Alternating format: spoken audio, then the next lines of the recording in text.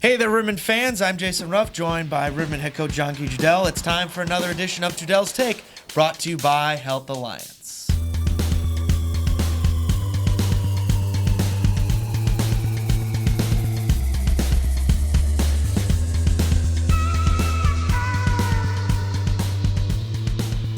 Well, Guy, it was a fantastic weekend for you last weekend. You follow up 3 losses down south with 3 victories here up north against playoff teams, no less.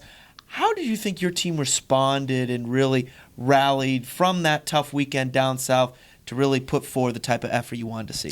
Well, I think we talked about in our interview last week, we talked about those 3 losses could become wins in a hurry. And it was just a reminder we took, like we talked about, I think those 5 days that we took, our little mini vacation before getting ready for a playoff run was key. Yes, we might have lost a few games because of it, but in the long run, I felt like it was important to get the rest for the boys. And we saw this weekend, everybody was re-energized. It's hard when you go to 3 games against 2 great teams on the road with no practice time. So we got back last week, right from Tuesday. The boys were on the ice practicing hard and ready to go with a big smile. And nothing, it seems like this group, nothing affects us. We win, we lose, it's the same thing. We just come to the rink every single day happy to see each other, get ready to work. And today was the same thing. We just had the boys were phenomenal in practice, just flying, great energy. And it's been a lot of fun here the last, since we got back from the breaks. It seemed like everybody's just in a great mood and ready to get better. I mean, certainly winning helps that matter. Also, it helps if you have the leading goal scorer in the Southern Professional Hockey League, Alec Bear, 10 points in 3 games. Incredible. Rightfully so, named SPHL Player of the Week. What is clicking for him? It just seems everything is just working for him at this point. Yeah, well, he's putting in the work, and in Peoria, we always say you have a chance to play with a lot of good players, and he's either playing on the right side with either Godbout or Agaman, which is 2 of the top right wingers, and then on left wing, he's got lots of talent around him. Right now, he's with Ernie and Agaman. He was with Mitch a bunch, so you're going to play with guys that do the right things every single day, and we understand we've been together all year, and guys that play with him understand what he likes to do and how he's good, and I think we let him do his thing, and Bearsy's Bearsy. I told you that from the beginning of the year. I thought even the year that he had a point a game for me, he didn't play the greatest hockey. I think he's got a lot more in the tank, and he's the kind of kid that's just going to keep getting better. And I always say maturity is a big thing also. He came in as a right at coming out of major junior, started his pro career right away, and it's tough as a 21-year-old to start, and now he's 2 years older and more mature and ready to attack, and he's taking care of his body a lot better. I actually saw him in the gym for the first time of the year the other day, so he's Bearsy, man. A really talented kid. It's funny you mention, we talked about Alec Baer and his stats all the time. Already has the SPHL Rivermen record in terms of overall assists and, I believe, points in a season. But how has his 200-foot game really progressed over the course of this year? Oh, it's great. Every year you have more to work on, and I think one part that he needs to get better is his face-offs. As a centerman, face-offs are key, and he's not consistent. He's good some nights he struggles a little bit. So for him, that's the biggest thing. But 200 feet, I'm not afraid to put him in the last minute of the game, defensive zone face-off. I know he's going to do the job, and he's a competitor. There's a reason he's got that many points. He likes to compete. He likes to win his battle, and he wins battle in all 3 zones, and that's what makes him really special. And he's the type of guy that I call him puck possession guys. They don't panic with the puck. When they have the puck, even if it's in the defensive zone, they want to make the next play. They just don't want to throw the puck away, and that's why he's always great in any situation. Last minute, first minute, he's going to do his job, and he's going to want that puck. And how good did it feel to see Alec finally get that hat trick? Coming into last Sunday afternoon, early evening, he had 6 multi-goal games. We've had so many Rivermen score hat tricks this year. Alec Hageman, Marcel Godbout, James Pietrowski, just to name a few.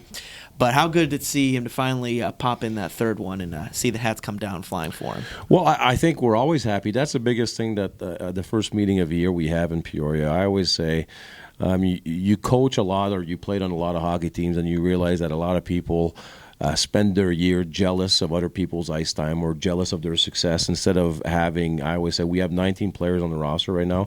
There is no excuse why 19 players can't have great success all year. And success doesn't necessarily mean hat tricks or points.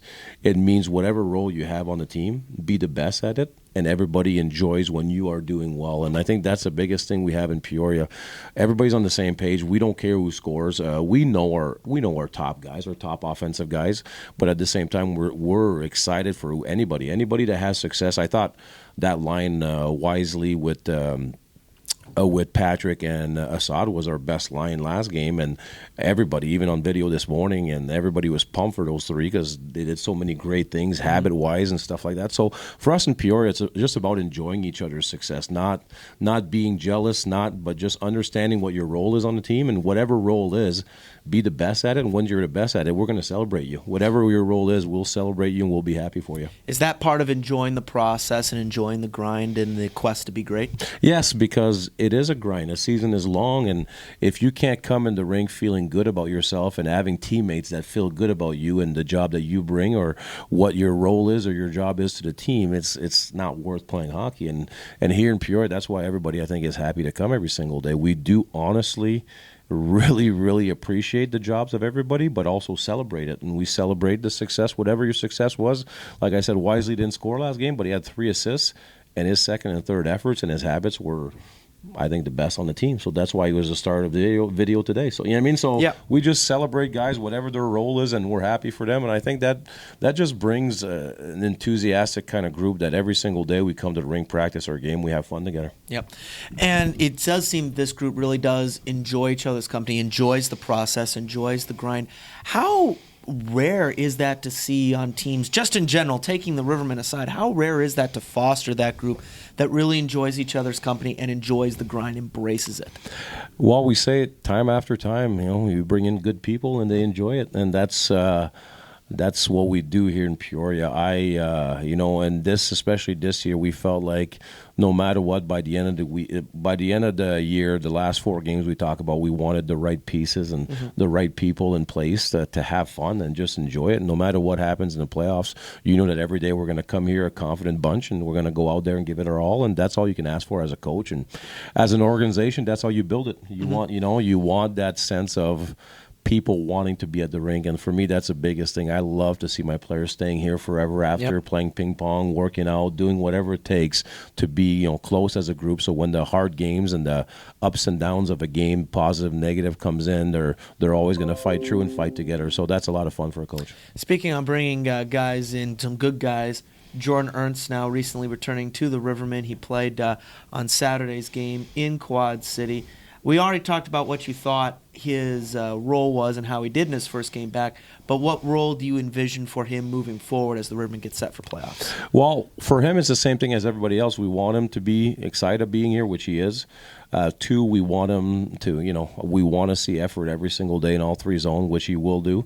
And then for us right now, the next 2 weeks are crucial for us to get him back his confidence. I think it was a very difficult season, got injured, didn't play a lot, played in roles that are very hard to gain confidence as a 10th forward. And we're bringing him in. We know he's got talent even in practice, you can see, but we can see his habits are not where they should be. So for us, it's 2 weeks working with him and getting where he should be, which is a 200-foot game that could be physical, but also he's got a shot. Like him and Marcel, their release are pretty close. So they're both shooters, and then put him in the right situation. We don't know if it's going to be first power play, second power play, but by the end of this week, we'll know exactly what his role is, and it's up to him to accept it and be the best teammate, best player that he can be, and only do his job. There's no pressure on anybody here because we have enough talented players and guys that do the right things every single day that there's no unnecessary pressure just on one guy to perform.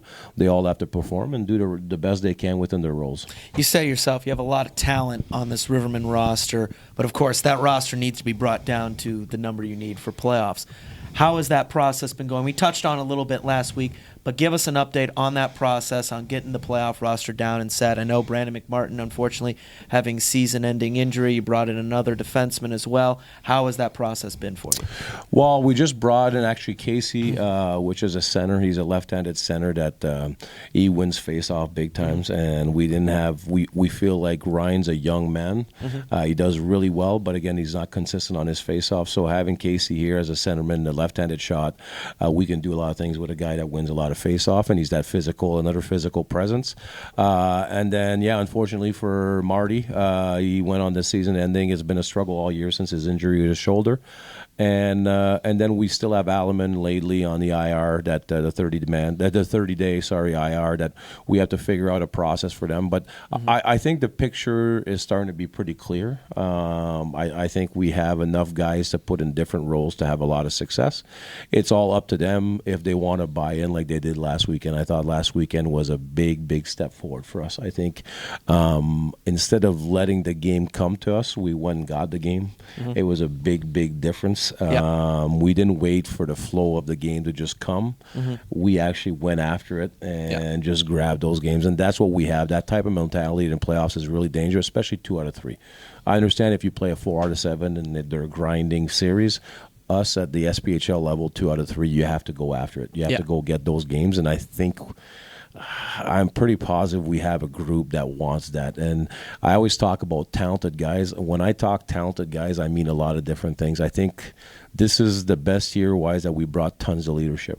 Even Assad, he was a captain, at Windsor. We brought a lot of captains, a lot of leaders that they were in a specific team, so they come here with great attitudes and great work ethic, and a lot of them are really polished when it comes to habits. They do the right things all over the ice. So for me as a coach, it's just a blessing in disguise bringing a few guys that are actually already kind of trained the type of habits that Rivermen love to have. Yeah.